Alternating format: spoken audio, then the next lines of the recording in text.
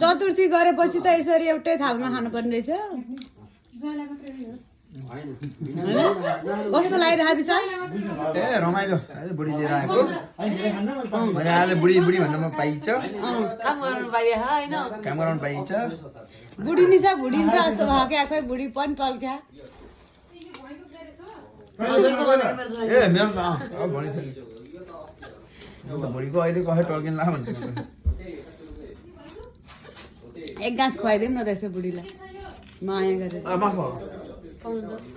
कत्रो चाहिएको त्यो कुन पर्यो क्या लौ न एक गाँस खुवाइदियो भनेको चम्चल भइदिनु ल बेटा म बेलुकै जान्छु आज तिमीले खुवाइदियो नि त निशाले नि हैन बस्न जान्छु भाइ म चाहिँ धेरै भइदिन्छ ओहो ल